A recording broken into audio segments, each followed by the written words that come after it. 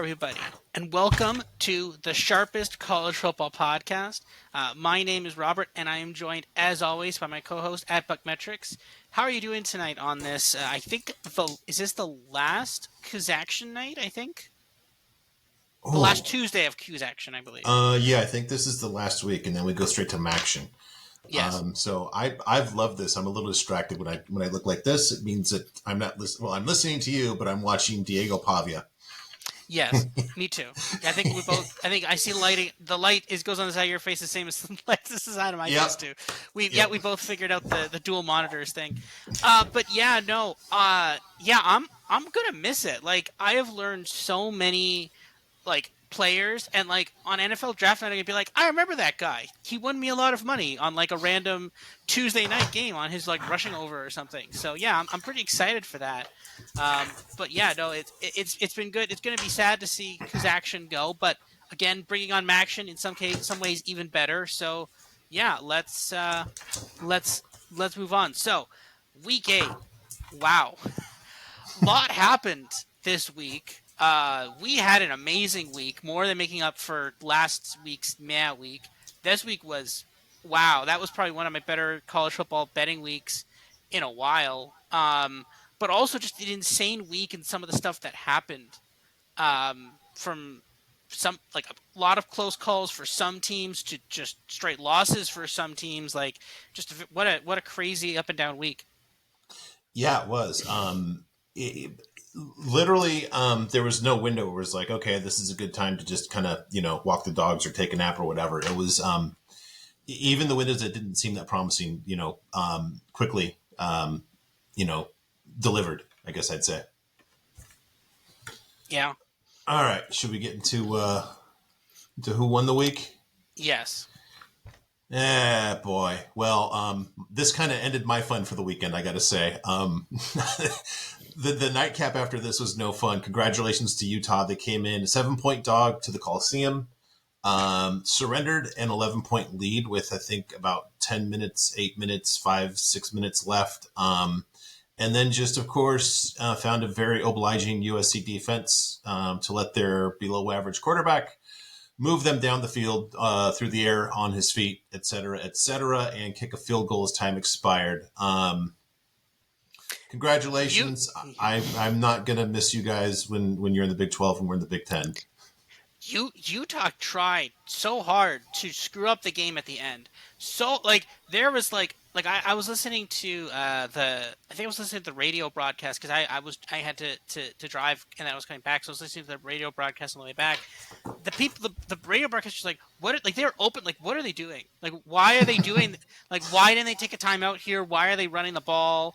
And they straight up almost gave it back to US. They basically almost gave the game to USC. It was a last second. It wasn't the easiest field goal. It was a field goal though. But yeah, they almost gave it back to USC. But man, though, there is something off about kind of USC, and I don't know if it's clearly the defense. But a couple of weeks ago, where we were talking about them playing when they played Arizona State, it's well, Caleb Williams he was able to pull it out, and then against Colorado, it's well, he'll pull it out, and Caleb Williams was able to pull it out against the tougher defenses there, against Notre Dame and against Utah. Against tougher defenses, he was not. And this is now here's the thing: if this is now we're now potentially getting into the territory for Caleb Williams again. Many people expect him to be the number 1 overall pick. On the books, he's minus 550 for that. This is where I don't know if I'm ready to do it yet or not, but there probably is some value on Drake May to be the number 1 overall pick. Had Drake May not lost this week to UVA, now to be fair, he looked amazing in that game. By the way, he was not the problem against UVA, but there is if you get another Caleb Williams loss and Drake May win, those odds are going to shrink, right? So that's something. If you got some spare extra cash that you don't mind sitting on for, God, I don't even know, 6 months, then yeah, that's something to look at. That's a future to look at right now. Yeah, I definitely wouldn't put it on that minus 550 for sure. Yeah, one thing that was really weird they mentioned about Utah was about them kind of doing some weird stuff at the end there. Aside from that, it was a really well coached game. I mean, just Whittingham did something I've never seen done before, and it's pretty clever to the point where I wouldn't be surprised if it gets addressed. Whenever USC substituted, he didn't just substitute to slow down the game. I don't know if you saw this, the way that he substituted, it was always a defensive lineman, and he would run the defensive lineman onto the field. And then the guy that he was subbing for would only be, it was like kind of like a soccer substitution where they kind of do a high five into this into that. And then the other guy would take his time getting off the field too. And it completely took USC's offense out of its rhythm and element. It was really frustrating as a fan, to the point where I was really wishing that we didn't do any substitutions on offense just to keep that crap from happening. But credit to him for being cagey. I mean, he always does these things that, kind of come out from nowhere, but then in retrospect are in common sense. And that's what makes him a good coach. I mean, half the battle of being a good coach is just letting the other guy just do stupid stuff and not replicating it. I think we've talked about that from time to time on this podcast about coaches doing stupid stuff. So, Yes. Congratulations to Whittingham in Utah. Yes. All right. So for my Who Won the Week, we have Brutus, the mascot for Ohio State, seen here doing the touchdown signal. Which, to be fair, wasn't able to do that a lot this weekend against Penn State. But that didn't matter because they looked like people are going to say, "Oh, they didn't look good against Penn State." Penn State is one of the best defenses. Also, they have another one of the best defenses too, and they completely shut down Drew Aller. Yeah. Honestly, after that, I know some people are like, "Oh, well, whatever." No, I am very we were high on Penn State. We thought, okay, this is the time they're finally going to beat Ohio State.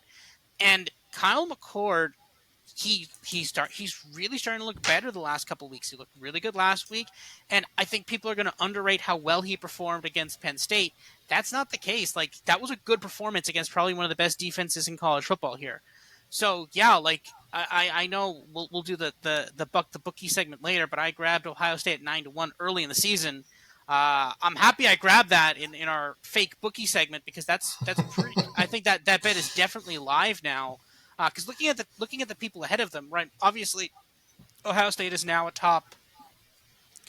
I'm fairly sure they are a top whatever team. I think they're probably I know the committee hasn't done their rankings yet, but they're definitely top 4. I think it's Georgia, Michigan, them, Florida State somewhere in there, but they're top 4 whatever. But basically they beat Michigan and then they beat whatever is left from the Big Ten West. Whoever their quarterback is doesn't even really matter. They'll beat them and then they'll be in the college football playoff. And then okay, so then now they get to play maybe Michigan again. Probably not. They probably wouldn't have to do a rematch. But okay, Georgia, is Georgia really that scary? No, right? I mean, they almost beat them last year. Their defense is better, and okay, their offense is taking a step back, but also Georgia's defense is taking a step back too. Michigan, if they get there, they'll probably already have beaten Michigan. Florida State could be the only team that could really take them down, but right now, they're probably they're a really good team to potentially look at to win the college football playoff. I think they're probably underrated in that respect. I think they could win us, right? So, yeah, Ohio State, watch out for this team. This team could be very, very good down the stretch here, and we could see them finally win the national. It'd be funny if the year that everybody thinks they're going to take a step back is the year they win the national championship. But yeah, it's interesting. I think this team's got a shot.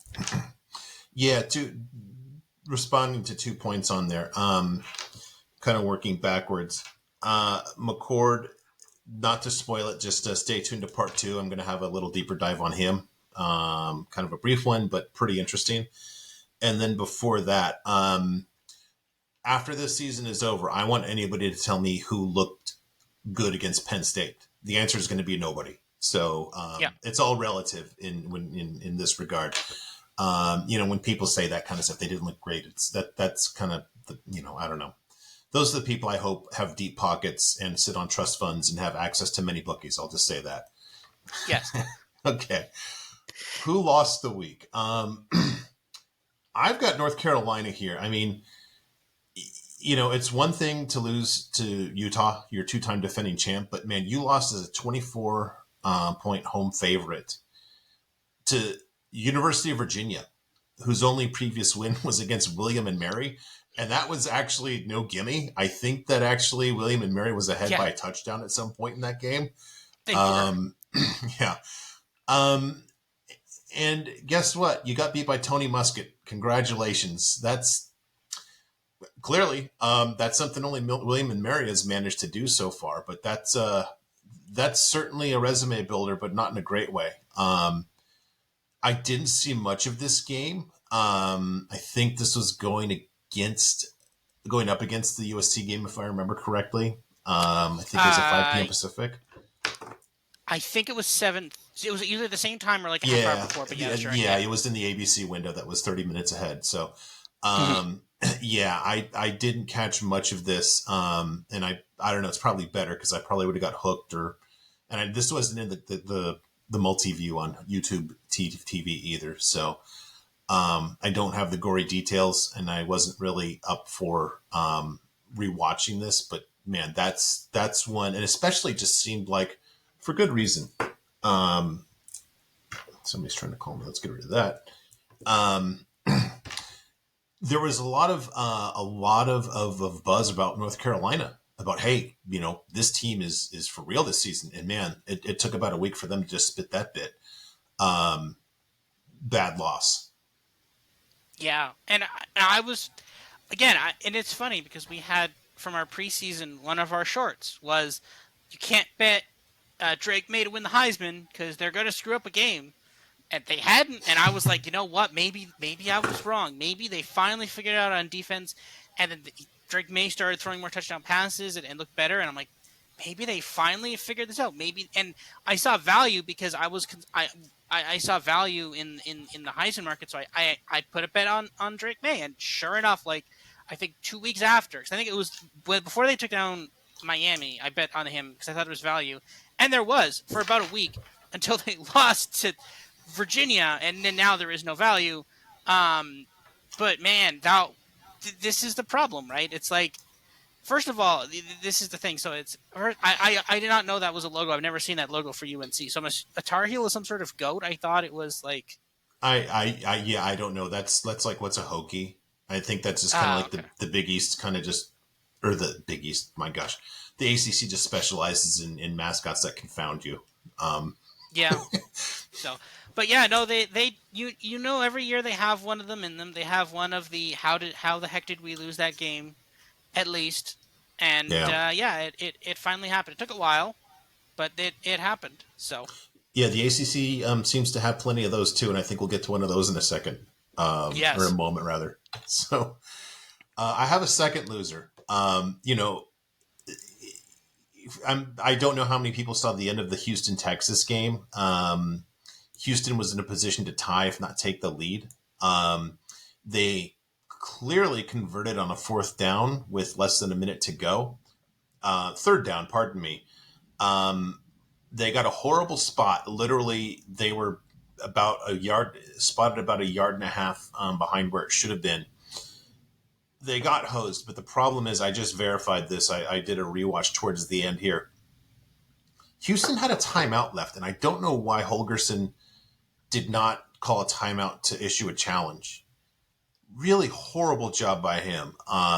yeah, I it just as badly as I probably wanted Houston to win. That's not even 1/100th of probably what every Houston fan wanted, especially in Texas's final year in the yeah, Big 12. This is probably the last chance they'll ever have to play them unless they meet up in some kind of weird bowl.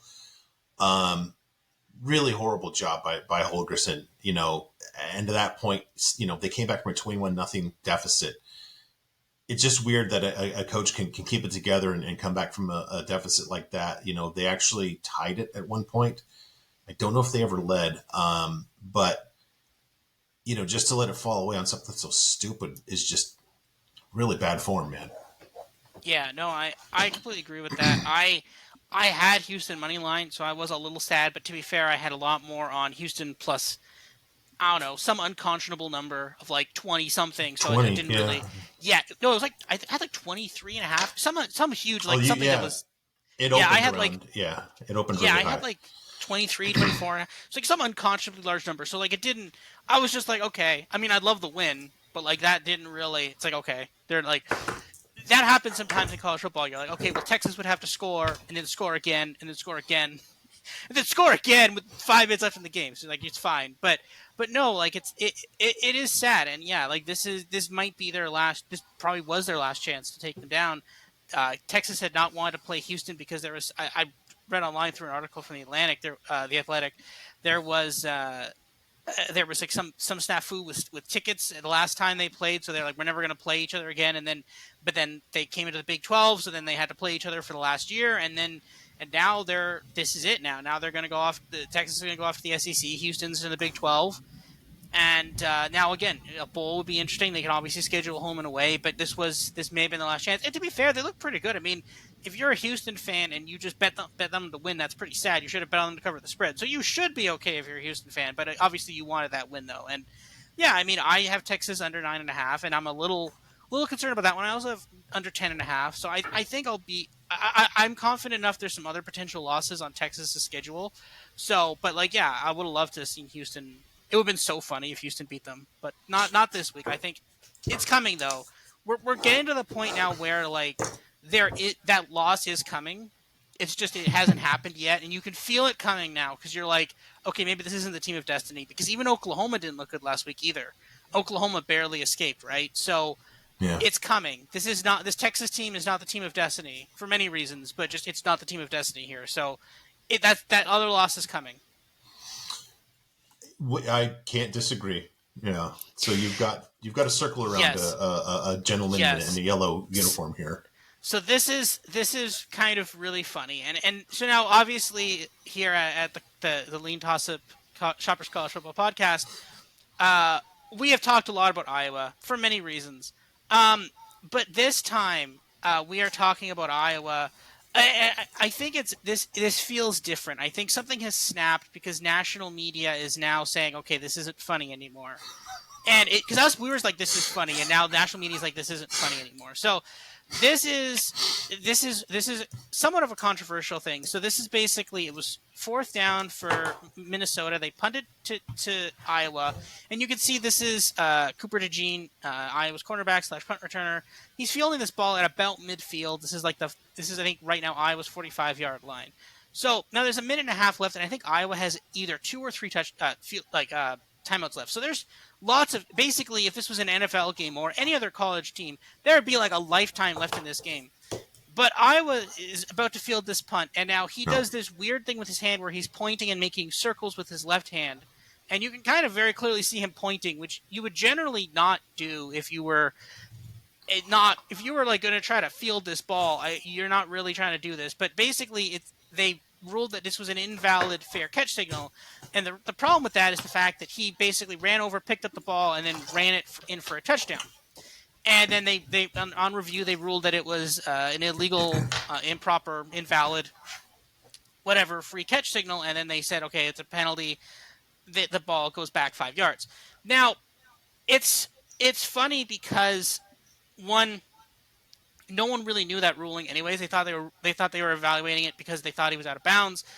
But the thing is, okay, so so that's unfortunate. You would have had the go-ahead touchdown, and basically, because the score was 12-10 at this point, that's basically a blowout now.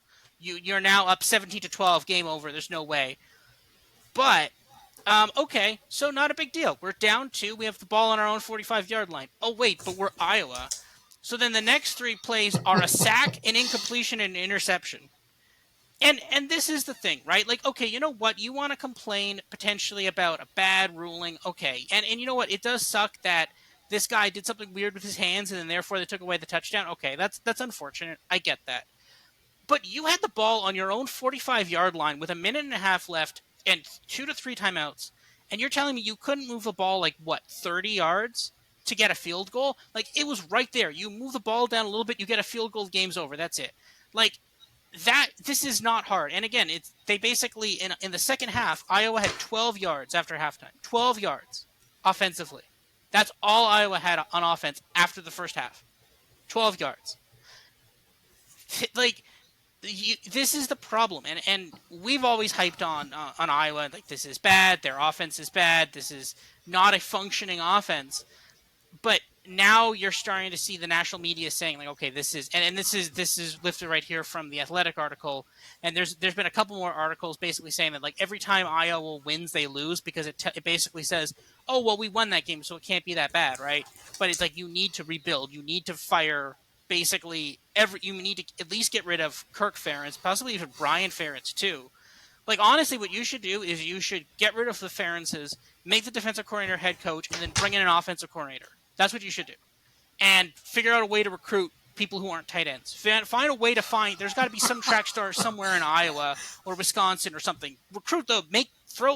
Put them on a field with a jug machine through the winter. You're good. That's all you need to do. Then they're a wide receiver. That's it. That's how easy it is to make a wide receiver, guys. It's not that hard.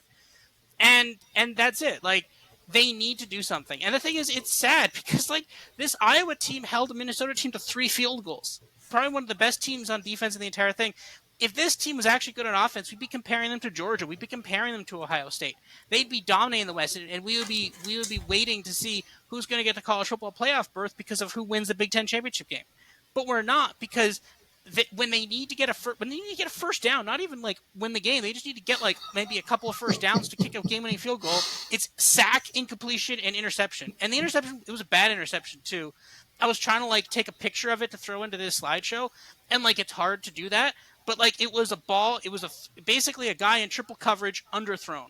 It's like, Mm-hmm. what are you doing? Like, and it was third down. It wasn't even fourth down. Like he could have, if he really didn't like it, he could have just thrown it away. But he underthrows to someone in triple coverage. It's like, what are you doing? Like, and okay, yes, people are going to say, well, it's the backup quarterback. It's like, but there should have been something here. Like, you should have had a backup plan. You don't just say, okay, well, let's go all in on Cade McNamara. And you also can't even say that because it wasn't that much better when Cade McNamara is here. Yeah. Like Yeah.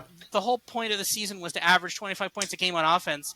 They're at, I think that it's 19 something. I think there's something like 100 points under, or no, they're like 50 points under where they need to be. So they need to average like 30 points a game now. That there's no way that's going to happen because now they're trying to play more Big Ten teams.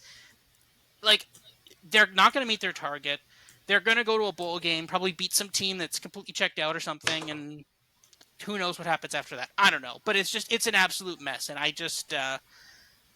I'm sad because like Iowa could be a good team, but we have to talk about this BS every week because it's pathetic. Like it's just you need to have an offense. You can't keep trotting out these same like basically offenses from the '60s and expect to win games. You can't.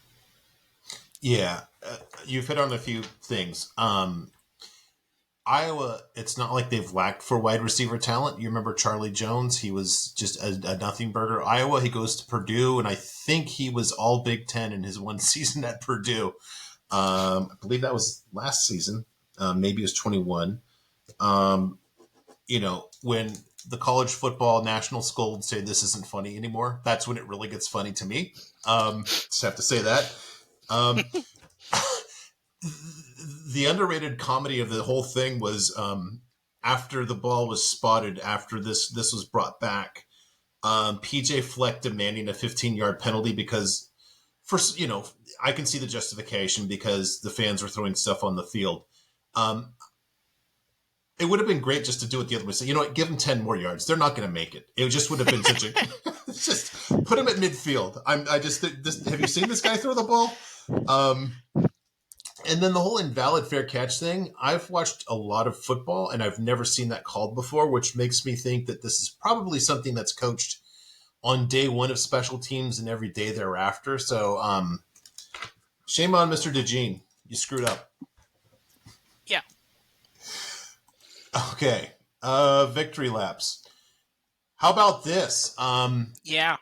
Yeah, shout out to our guy Josh, who when we did I think it was the ACC preview, tipped us off to because it was Ollie Jennings who's disappeared at Virginia Tech. He said he should have stayed at Old Dominion because of this crazy new offense that they're bringing in, and Old Dominion. It's been more on defense, but they have completely turned it around. Already over 4, or they have 4 wins now, over 3.5. So look at this beauty. Got my Old Dominion t-shirt already. Ordered it Sunday night and it came in today. I love it. So that's my victory lap. My other victory lap is kind of on the other side of the Drake May thing. John Rudzinski, you might remember in the ACC preview, I said this is the best defensive coordinator that nobody knows about. He did an awesome job with Virginia's defense last year, even though having literally no help at all from the offense. And this is, um, well, we'll come back to that in a second. Just not well known. So what I've put together here is just basically Drake May. Now remember that loss by North Carolina was at home. So I just took Drake May's his stats for his first three home games versus what the Virginia defense did. So you can see May was throwing for almost 9 per attempt in his first three home games, and he was at 7.2 against Virginia. His apex in his first three home games, 229. He was held to a 94 by Rudzinski's defense. And the rushing, averaging 52 a game coming in, held to only 17. So you can see, the big thing here is this, for a home game, keeping him 135 points below his usual apex. That is just some serious work. Virginia's defense has not been as awesome as last season, but this is just a good sign about, it's not the coach. This DC knows what he's doing. People still don't know who he is. And when I hear of, I don't know if you've heard about this. There's a school in Los Angeles that really needs a new defensive coordinator, although the position is not yet open. And some of the names I hear are just the obvious that are probably not obtainable. And this is the name that needs to be on the list. This and the guy at Iowa State who's just a badass beyond belief. So good job by Mr. Rudzinski. Hope you are in a new area code in about 4 months from now. Yeah. All right. What we missed. I whiffed on this guy. And this is kind of a theme, is just the quarterback who's come from out of completely nowhere to to really just win some games that were not foreseen. Thomas Castellanos. Now I did make a point to say that a lot of the national people who were saying, "Hey, Emmett Moorhead, he's pretty good for Boston College. Keep an eye on him." I was certain to point out that he stunk and he had very little chance of getting better. And I didn't know that this guy was just waiting there on the bench. And if you think back to that opener against Northern Illinois, they went to this guy pretty quickly, actually. I think it was still in the first half as Moorhead was just stinking it up. So, what's interesting here is you can see his first, I've got basically the defensive apex of the opponents that he faced and then his apex in the game to get to a plus minus, and then his rushing yards. I think he's a freshman too. You've got some up and down here, but you've got 3 games that are over 100, which is really solid. Against Florida State's defense is not awesome, but they're above average. I'd say the same of Louisville. Actually, what's surprising here is Florida State's defensive apex is a 75, which is really good. And then he lit up Georgia Tech. He did have, the thing at Army I can totally forgive. That was on the road, and Army just kind of makes light bend from time to time. But here's the thing, his apex is apex plus, which is basically above what an average team or average quarterback would do. He's 6 above average, and he's rushing for 93 yards per game. Considering how bad their quarterback situation was, considering how about 6 weeks ago, I called their coach, Jeff Half-Life. This guy's completely turned around their season. They're 2-2 in the ACC. That means that, Clemson has some work to do to catch Boston College. Let's just put it that way. Mm-hmm. This is the interesting thing, right? So this is something I didn't play. My model actually did like Boston College over Georgia Tech, and I thought that was kind of crazy. I'm like, no, that can't be right.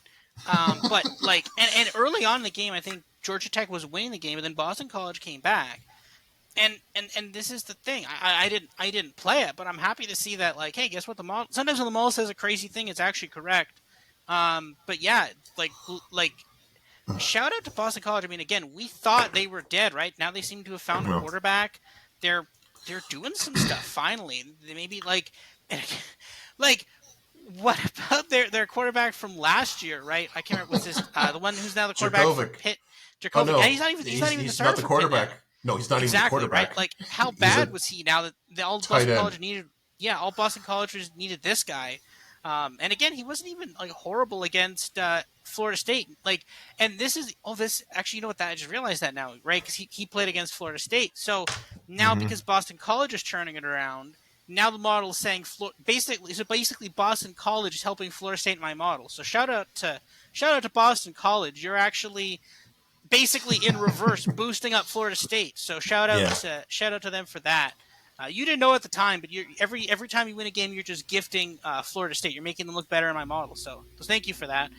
But no, like it's pretty crazy that like because remember that was the game when we thought okay maybe this Florida State team isn't for real, and then all of a sudden now we're like okay now like Boston College might actually be for real. So yeah, it's pretty crazy. But again, this is one of the reasons why college football is so great, right? Because in the NFL, you're down on a team that like that. There is nothing like okay. There's no way that team is going to get better in the NFL, right?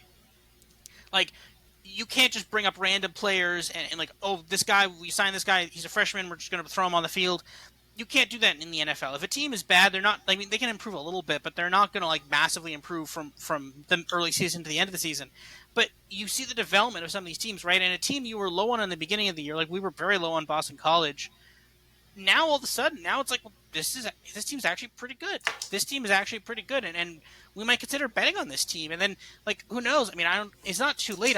We might be cheering for them. We might be betting on them in a bowl game, right? Like this is how college football works. It just because you were low on a team doesn't and you can change it, and that's perfectly fine, right? So yeah, this is one of the reasons why this is the best sport, to be honest. Yeah, three things that you kind of shook loose there. I got to say that these are numbers are absolutely spectacular considering just how horrible Boston College's offensive coordinator is. He's just horrible. Another thing that Josh mentioned when we talked in the ACC preview. I also got to give some credit. Ralph Russo, who runs the AP Top 25 poll, on Twitter, he was saying, "Hey, Castellanos is the most electric player you've never heard of." And I just replied to him on Twitter and I said, yeah, it's amazing how many national people in the preview said Emmett Moorhead was going to be a good guy. And this guy just made Moorhead disappear. And credit to Ralph. He actually retweeted that and said, I got a cop. Yeah, I was one of those guys. So credit to him. Most of these people just run away from their opinions, but he owned it. Lastly, the thing that's kind of a dynamic you have to think of here is I wonder if Mr. Castellanos is going to wind up in the portal to play for a more fun / team / one with an actual offensive coordinator. Just one of those things to think of in today's game. Yeah. And that's a good point, right? Like this guy could be anywhere. He could be in the SEC. He could be in the Big Ten. He can't be in the Pac-12 because the Pac-12 won't exist. But he could be anywhere. He could be anywhere else. Actually, you know who could use this guy? Auburn. He would be a great fit for Hugh Yeah, Freeze. Yeah, that is this true. is, Yeah, and I I'm mean pretty sure Auburn he is could breed just out Robbie Ashford too. I don't know. Maybe that's yeah. optimistic, but So we're not. I don't think. I'm fairly sure we're not talking about Auburn for the rest of this show. I don't think. But like, no. is the problem just quarterback? Is it deeper than that? I don't like. It's not really a big deal because we're not really like Auburn's just kind of a so-so team, and we're not really digging. There's more important things to deal with than why Auburn sucks right now. But like, what is the problem? Like, do you think the problem is the fact that Hugh Freeze isn't like? I mean, it's early, obviously, but is it just like he just needs more I, time? I think it. I think the quarterback position is so bad that it kind of nullifies all the other theories, if that makes sense. Usually it's a matter of a bad offensive line, just kind of you can't do anything if your offensive line is bad, no matter how good your coordinator is. And I think that their quarterback position is so horrible that it's just you don't have like enough other. I don't know. It's the overriding variable. I'd put it that way. You can't isolate any other variables. That's the way I'd put That's it. fair. Yeah. Yeah. All right. Oh, this will be fun. My Narduzzi Award. It's kind of it's a twofer. Now the main winner here is Dabo. I don't. You lost a 10-point lead with 8 minutes left to Miami's backup quarterback, who wasn't even didn't even get starter snaps. My understanding is that Van Dyke was slated to start for basically all of the week, and I guess just was decided to be a no go right before the start of the game. So I don't know how you give up a 10-point lead with 8 minutes left in that situation. And you know what? Our guy in Coral Gables is just missing up for lost time. Where I just literally, it just took me to say, "Hey, Mario's." I think I actually had a what I missed, and said, "Hey, I missed it. This guy's gonna like not screw things up." And man, it's just like that sent a direct line to his brain. It activated the Mario gene. So the guy on the right here is an He's understand amazing. an understandably Like frustrated fan when Miami had the ball almost at midfield with 20 seconds left and a timeout, and Mario says, "Yep, let's take an 8 here. Let's just run the clock out and go to overtime in a tie game." And my guy here is a little chagrined by that decision, as you can see. yeah. I mean, I thought that was the one from later in the game, but I guess he's just like, yeah. Because then we have the final moments here on the next slide. Yeah. So here we go. So eventually, as we go to overtime here, this game eventually ends on 4th and goal here for Clemson.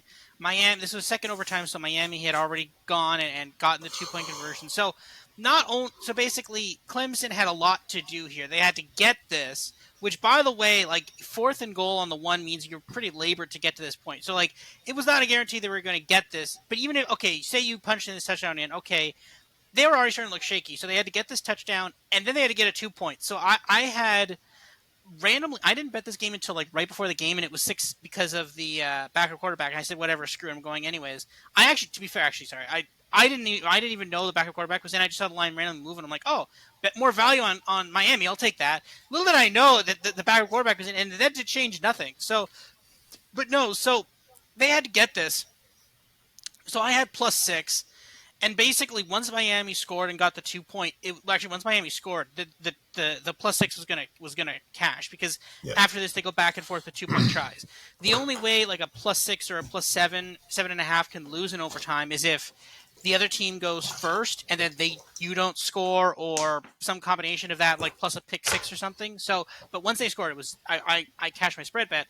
So even then, I was kind of like, okay, maybe they'll score or maybe they'll not. I don't know. Like, I'm like, they got to score twice. That's kind of iffy. Like, okay, maybe they get this touchdown, but I don't think they're getting the 2 point. And they didn't even get this. So you see here on the left, they're lined up in some variant of shotgun here. And then now they have everybody spread out on the right. And then they have what appears to be a tight end there. And then you can kind of see it here on the second slide. So basically, he fakes the handoff to the running back. You see the running back is angling towards the right side there. And the number 2 there on the 5-yard line there, that's the quarterback. He's got the ball. He's going to run out to the left. But the problem is if you didn't hand that, first of all, the handoff occurred like 3 yards back, and you're on 1st and goal, and everybody knows what's happening here. So this again, the the Philadelphia Eagles tush push, just do that brotherly shove, whatever. That's right there. They didn't do that. Okay. If you hand it off to the running back, who's, by the way, I'm not sure who that is. I think it might be Will Shipley. I don't know. He's one of the best running backs in college football. So give that to him. And look, you've got a beautiful lane there because you have all your blockers there. Your blocking tight end, he's going to walk it in there. But no, we're going to run it out left with the quarterback who's starting from the 5-yard line. And you can see there's two. And as you can see there on the left of that picture, or kind of the top middle of that picture, there's 2 defenders there who are currently not being blocked, and they are Mm-hmm. faster than the quarterback, because of course they are, because they're defenders, and they are going to trap the quarterback down and drop him for a loss. I think it ended like 10 yards back. That part doesn't matter. Basically, the second they got ahead of him, the game was over. And I don't understand why they did this play. This is so weird. Why would you go for why would you go quarterback draw to the weak side here? You have one of the best running backs in the game. Hand it off to the running back or do a quarterback sneak. That's what you should do here. It's very simple. He like outthought himself, and they cost them. It didn't cost them the game because they're still at overtime. They not only had to get this play, they then had to go for 2, and then so it didn't even cost them the game. Like it did cost them the game, but like not directly cost them the game. It's just an insanely questionable play call here. It's inexcusable. Like I don't know what's happening with Clemson here, but man, just what a weird sequence of events here. Yeah. as was pointed out in the opener against Duke, then the quote from Dabo came up about, well, Garrett Riley is here to run the Clemson offense, and that was kind of the sign that, yep, this is not going to be the best version of what they should be getting from this offense. Man, they're just they're a rough watch. I'd feel bad for their fans, but they've had too much success. So too bad, guys. You know, your time is done. Um, I'm giving myself a Narduzzi Award too, just to, uh, because as Virginia was close to, they're in the process of pulling off the upset, even though they were behind at this point by 4 points. I saw that Tony Muskett was the quarterback. I hadn't really seen too much of this game, and I just basically sent you and our buddy Isaiah just a screenshot, and I said, "Here's Tony Muskett. Our guy Tony Elliott is not serious. He needs to go back to being an OC." And Tony Elliott just shoved it in my face and said, "Hey, how do you like this?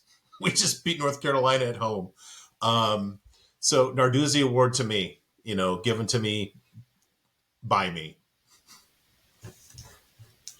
Yeah, I mean, to be fair though, that's a pretty pitiful stat line for 3 minutes of the third. Again, crazy that they somehow won this game still, but yeah, it's.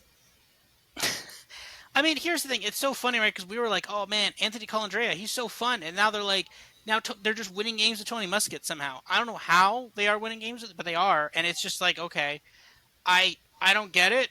I hope we see Anthony Colandrea at some other school next year. We probably will, I'd assume. Um, but man, just like what a weird. I still it's still unclear exactly how they lost this game to UVA. Like they should have absolutely crushed UVA. This never should have happened, but somehow North Carolina does this every year. It's the Mac Brown game where they just randomly lose. So Yeah. Tony Muskett, just to kind of bring back to your discussion earlier about Iowa, Tony Muskett is kind of the quarterback that you put in there when you say, "Hey, this isn't funny anymore." That's kind of like you wind up with Tony Muskett as your quarterback. All right, hey, this Colandrea guy, he's a little crazy. This isn't funny anymore. Let's get Tony Muskett in. That's kind of how that story goes. Tony Muskett's Iowa's quarterback next year. All right. So Oh, here we go. Yeah. here's another Narduzzi Award, and this is going back to to its namesake here to Pitt. Now, not necessarily to Narduzzi himself. It wasn't the greatest job beating Wake Forest here, but they were winning. They were beating Wake Forest at this time. Here is Pitt's quarterback, who is not Phil Dracovic. Here, it's someone else. I don't even know their name, but basically, this is third down, late in the fourth quarter. They cross the first down yard line. They get the win. And somehow, inexplicably, their quarterback starts sliding before the first down marker, which is very weird because he didn't even need to slide. He could have just ran out of bounds and then won the game. Just done. Game over. And again, normally you see, and you train quarterbacks to slide. You're like, okay, don't get a concussion getting this first down. Slide. Don't get basically hit in the head. And that's completely fair, and that's a good thing to train them to do. But he's 5 foot clear on like every side. Like no one is even remotely near him. The closest one to him is being blocked. He just has to run out of bounds, and then that's it. So and again, it's not like, oh, if he ran out of bounds and the clock would have. There was 45 seconds left in the game. It didn't matter. They had no timeouts. But because he did this and they had to punt it, and like in 3 plays, Wake Forest scored. So, and so that goes to him. And then another kind of like a half Narduzzi award goes to Narduzzi himself because again, it's 4th and 1 here. You're on your own 19. You get this. You win the game. Why even risk it? But they decided to punt it, and it was like a 32-yard punt, and then they scored, right? So, and again, this is where. Again, Philadelphia, the brotherly shove. Just do it. Just get that extra yard. That's it. Game over. Done. Everybody goes home, right? You get 1 extra yard. That's it. Game's over. But nope, we're gonna. Apparently, I guess people don't believe in quarterback sneak for some reason. Apparently, that's not a real thing. People say quarterback sneak isn't real. Maybe I've just played too much Madden in my life that I just know quarterback sneak when you need 1 yard. Apparently, people. I guess the college football coaches have not played it enough Madden. They don't know what quarterback sneak is. But yeah, apparently they have not realized that it's a cheat code. So yeah. Yeah, a couple things. I didn't see because I not like I really wanted to find out, but I wouldn't be surprised after this game if he was asked about that, Narduzzi, about, just did you consider going for it? Because I'm sure the explanation would have been something really confounding, just like, well, punting is the more aggressive play there, and that's really we're an aggressive team. I'm sure he would have had something. He always says something weird like that. And I got to do a little bit of a victory lap on this as well, in that, 1 week prior, as Pitt was in the midst of beating Louisville, a ranked Louisville team who was, coming off a win over Notre Dame. Did they beat Notre Dame? Or am I confounding that? No, they did, No, yeah, right? Louisville, Notre Yeah. Dame, yeah. Yeah. I just, as they were beating Louisville, I tweeted out, I said, oh, this looks like the game where Narduzzi reminds us what a horrible job he's doing in all the other games. And my God, he just reverted right back to form. Yep, I beat Louisville, and watch me. I'm going to lose to Wake Forest. Yeah, Wake Forest is not like it looked okay at the beginning, but it's been very rough since then. Yeah. And like again, Pitt has looked horrible as well too, right? Like I think the spread was like 2.5, and like that's a very well deserved 2.5 spread. No one should have been. That's like a someone kicks a field goal and wins the game if I've ever seen one. And I think at this point the score was 20-17, and then I think the final score was 24-21. So it was just an absolute mess, and I don't understand why there isn't more like but the thing is, the problem is stuff like when you beat Notre Dame like that, it saves your job, but like it really shouldn't. There should be like, okay, why did you not do this? Why did you not do that? It's just and Louisville again, Jeff Brom. He asked, why did you not beat this horrible Pitt team?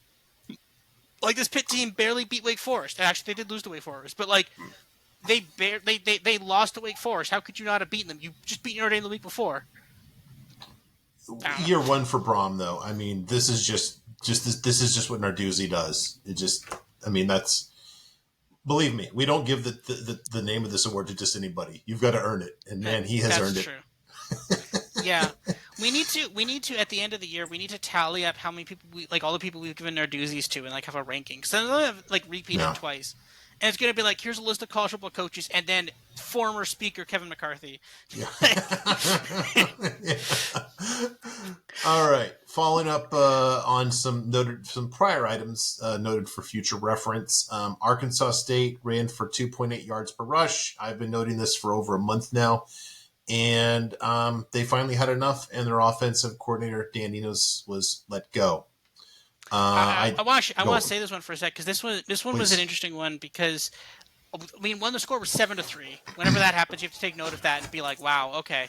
But at the same time, it was weird because I saw some people were on Arkansas, and I was like, I randomly had Mississippi State. I didn't touch it. I'm just like, I'm not touching this.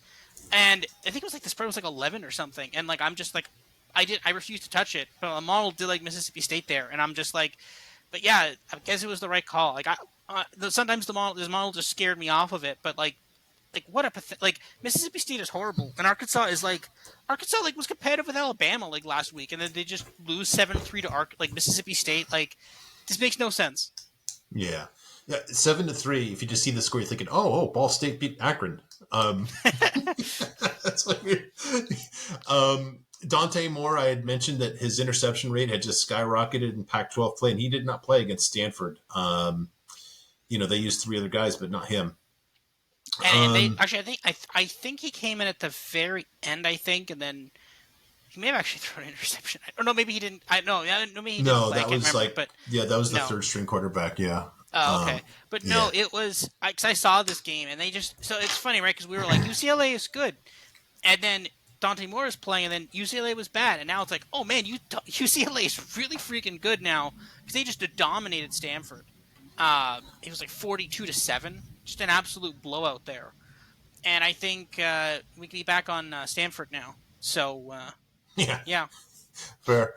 Yeah, we touched on this a little bit during the Nerdoozy, but man, look at this. Kate Klubnik's Apex is 86. Let's not. I think he was the one that was like the only perfectly rated recruit, if that makes sense, coming out of high school.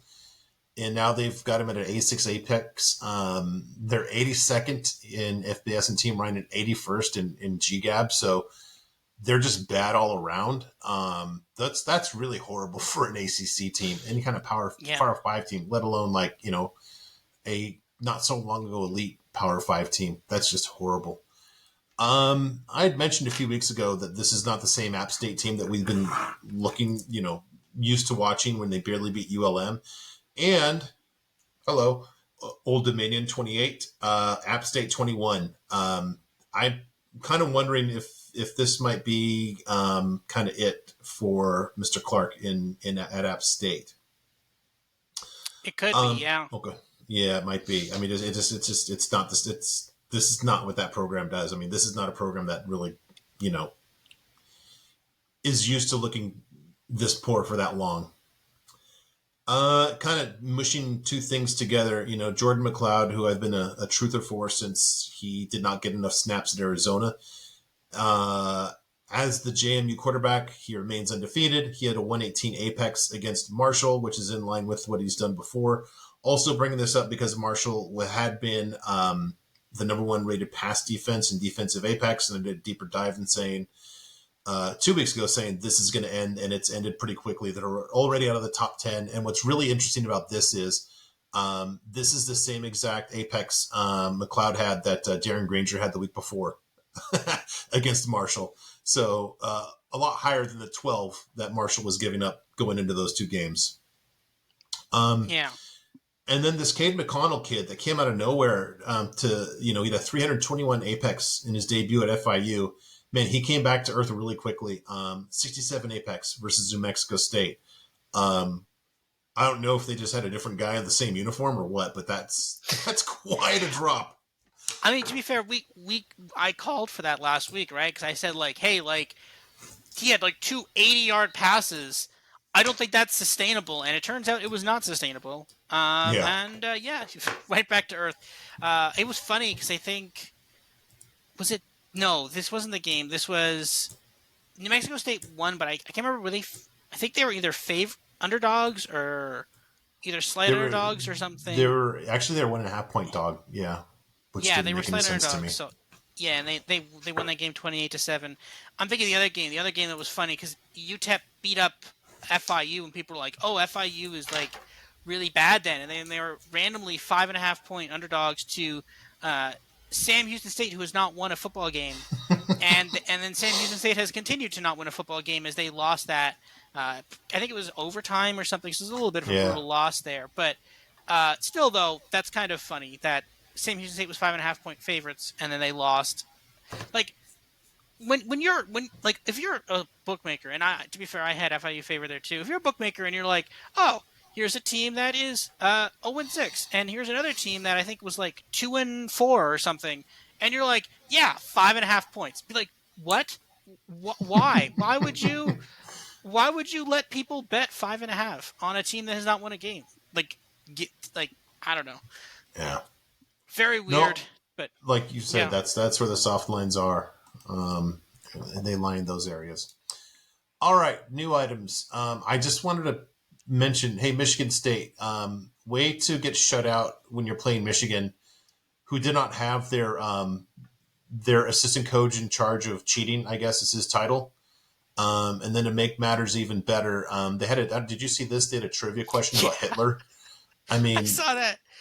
honest to God, my school embarrassed itself from time to time, but they cannot hold a candle to the mess that Michigan State just continues to be. Just Yeah, unbelievable. it was the trivia question, which I believe it was from what I could tell, it was which country was Hitler born in? It's Austria. Not he's technically not born in Germany, but it's just what a like Great. why Yeah. like that's great in like actually it's not even great in a trivia night. People usually don't even ask that in trivia night. That's like a random thing that like I know because I care. But like, why would that be on? And there's just a massive picture of Hitler on the like. Why would you do that? Yeah. That's such a weird thing to do. Hey, Like, this is cool. Hey, do you know that Pol Pot's favorite ice cream flavor is actually strawberry? Isn't that neat? I mean, come oh, on. yeah, like it's such a weird thing to, I don't even know why you do that. And then there was like there was a thing online where it was like someone posted, I think, and shout out to our friend Isaiah. It was like someone posted like, "Oh, this is a complete embarrassment for Michigan State, and there needs to be accountability." And then the post was like, "What? This doesn't narrow down in any way. Like, to which part are you referring? Was it the Hitler quote, the football head coach resigning, the general state? Like, what was the? I don't. But the best part is this Michigan thing. First of all, yeah, as an assistant coach, I'm assuming his job was cheating. Because so it's come out today or just in the recent hours before we recorded this that basically he attended a ton of different games. He actually attended a Clemson game. Attended a Clemson game, and he also attended an Oregon game, which suggests that they were scouting potential teams they play against in the college football playoff. Hilariously enough, they didn't scout TCU, who they play, so that must have sucked a little bit. But no, like there's pictures of on the sidelines where they have laminated sheets with people like Yeah. doing hand signals to say like this looks really bad. No. And this is the thing. I actually think there's an angle here. The betting lines have not taken this into account yet. McCarthy is favored to win the Heisman. I don't know if that should be true or not. Michigan is favored to win the Big Ten. If you're Ohio State and well, first of all, if you're Ohio, because here's the thing: the accusation this has been the last 2 years, and surprisingly enough, the last 2 years is when Michigan has beaten Ohio State. Huh? Mm-hmm. Crazy. Yeah, isn't that If you, interesting? yeah, if you're Ohio State, I'm assuming that, and this is Ryan Day, and he is a smart person, so they will do this. They will use completely brand new, never before used hand signals for their game against. Like that's just a fact. That's happening. It doesn't even matter if that guy's been long fired. It's going to be a complete. So good luck, Michigan, this year. If that is if that's how Michigan is able to beat Ohio State. And if that's the case, then that means Ohio State. And this week I actually already bet. Earlier this week, I think FanDuel actually still has this line live. You can bet Ohio State +7 against Michigan, Wow. and that's amazing. That's amazing value right there. And then also like you can get Ohio State to win the Big Ten. There's value there as well. And the thing is, the problem with the Heisman race is that with Michael Penix almost losing to Arizona State and Drake May losing, who do you even go to? Jordan Travis? Do you say, okay, I guess we'll just give him the Heisman, even though he's been okay? He's been good, but not great. Do you, if Oregon wins out, do you give it to Bo Nix? Like, who do you give it to? I don't even know. You just be like, oh, just give it to Jordan Travis, I guess. You've won the Heisman. Like, that seems. Yeah, I think there's a lot to be played into or out of on that one. I think this is. I think it's literally a blank slate at this point. Mm-hmm. Yeah. One other thing I want to mention that makes me really think Michigan's in serious trouble here. I'll go back to a different situation.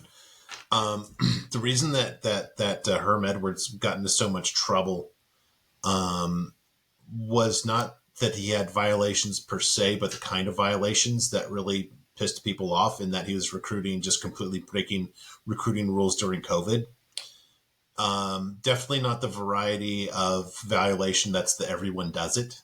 It's not like the, generous booster that's throwing around money.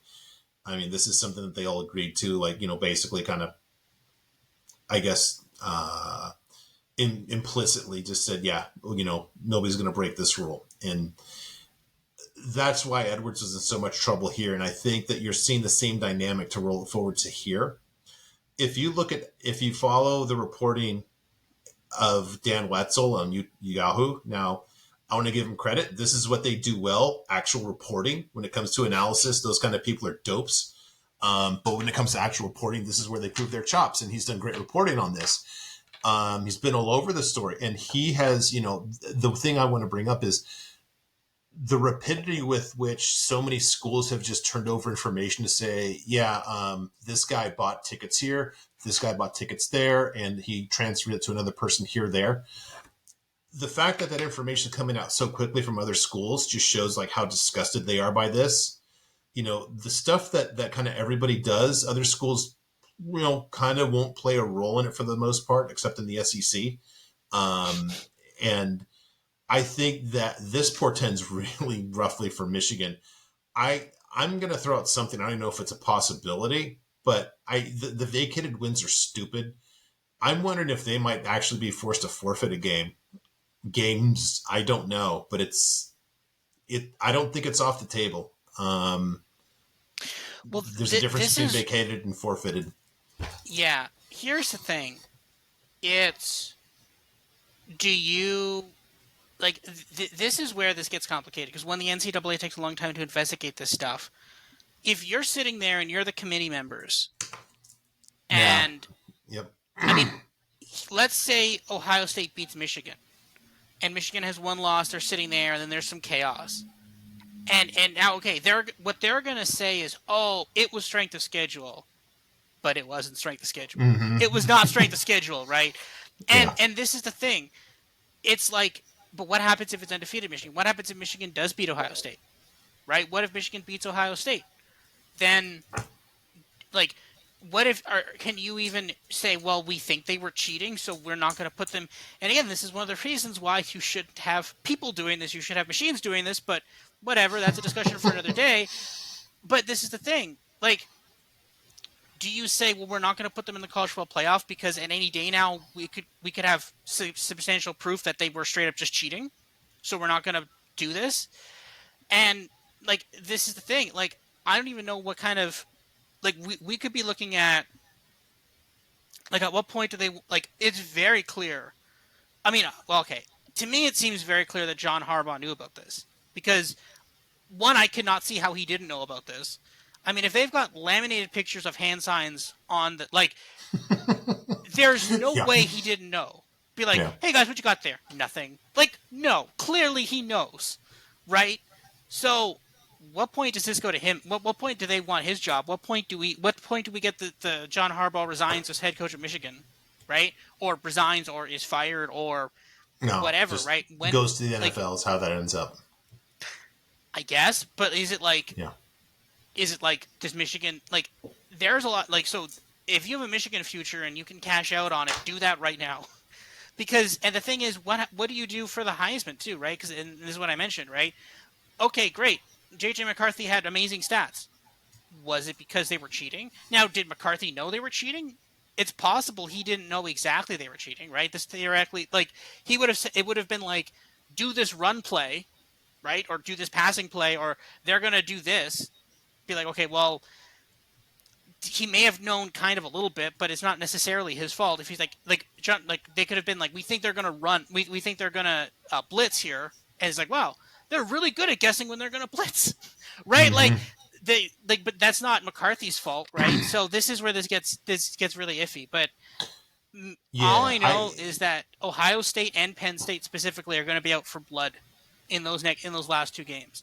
Yeah. So good luck betting Michigan. Like, and the thing is, while Michigan is playing lower opponents right now, you've got Ohio State and you've got Penn State that can actually punch them in the mouth. And good luck if you're like, they're going to be. I mean, obviously Ohio State Michigan is a huge rivalry, but there's going to be extra juice on those Ohio State players who've been there for a couple of years and have lost to Michigan. If they find out it's because they were stealing their signals, then that's good luck.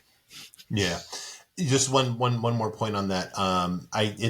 When you think about stealing signs, you do think about what the offense is going to do. But I did read in part of the reporting from Thamel where he had a quote from a Big Ten source, which I think was obviously a head coach or a coordinator, where he said, when we played Michigan, whenever we would audible, they would know exactly where to adjust to after we audibled.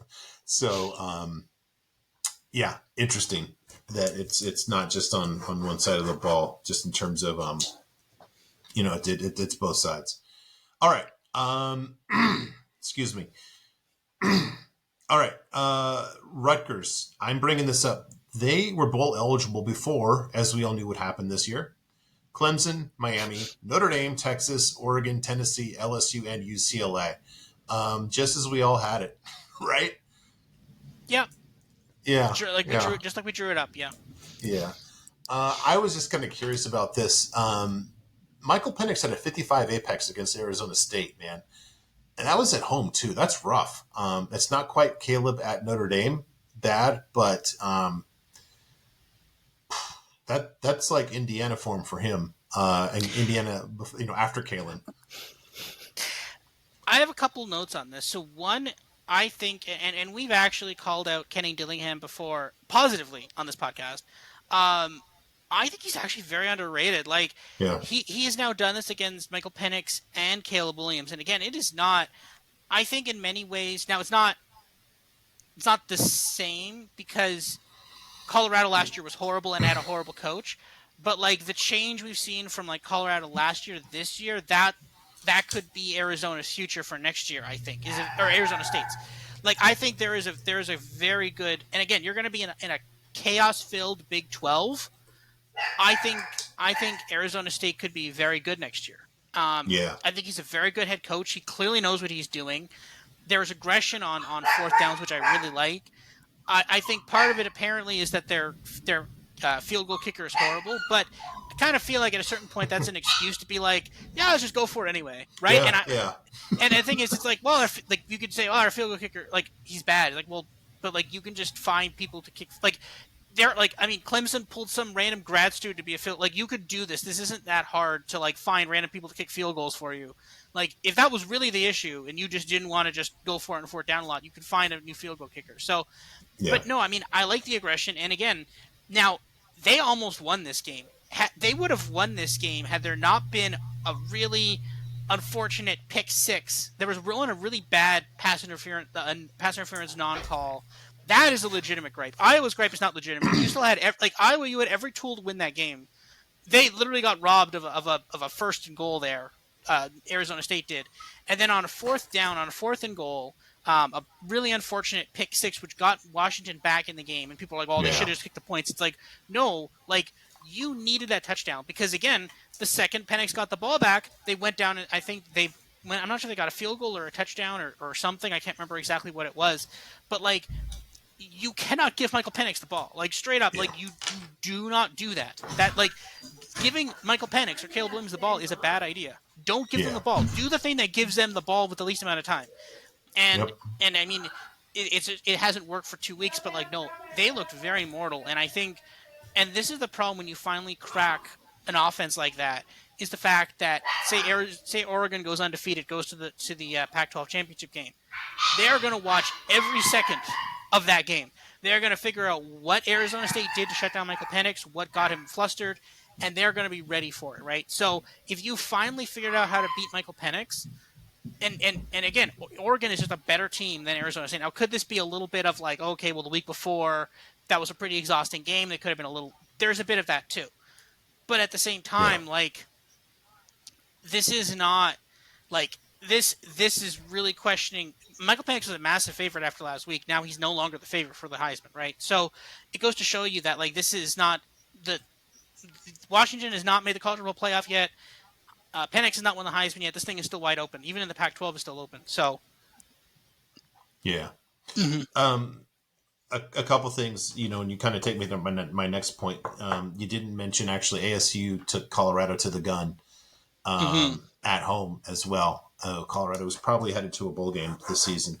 Um, and this just stuck out to me. The parallels between Arizona in 2021, Jed Fish's first season, and Arizona State this year, just to me remarkable. It's like they're short on talent, but man, these guys play so hard. The players clearly love the coach, and they play so hard for him.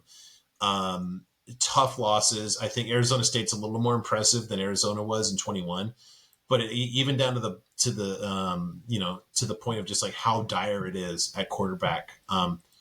Now, Jaden Rashada will actually, should move them way, way, way up next season. I know that we love all that Drew Pine and whichever Bourget it is that work their magic, but having a real quarterback is going to make a huge difference for them next season. And just, the second recruiting class is going to be a big difference in the first. The first one's just kind of salvaging whatever you can. So, going to be interesting. Unfortunately, it's going to be in the Big 12, but it's something to watch. Next point, I think it was 3, maybe 4 weeks ago. I pronounced San Diego State dead. Um, don't know if you remember that. Just to prove the point, they got shut out by a team that had been winless going into the game, Nevada. Um, Nevada's defense is so bad, and San Diego State got barely over 200 yards total offense and was 0 for 10 on third downs. Um, Brady Hoke, I hope you're getting newspaper by the week and not by the year, because I think you're about done, my man.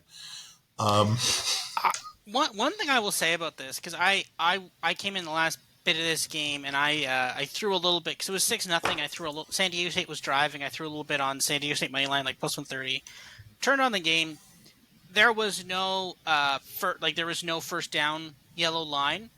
I think as a rule of thumb, if you're watching a game and there's no you can't see the first down line and there's no first mhm. down or line of scrimmage line, something weird is going to happen. So just if you turn on the game first, is there a first down line? Okay, good. Then bet that game. If not, do not touch it. Something weird is about to happen. Because there's been a couple times when that's happened, and I'm like, that's generally the sign of something weird is about to happen. So that's the line there. So that was my point on that. But yeah, just absolutely horrendous.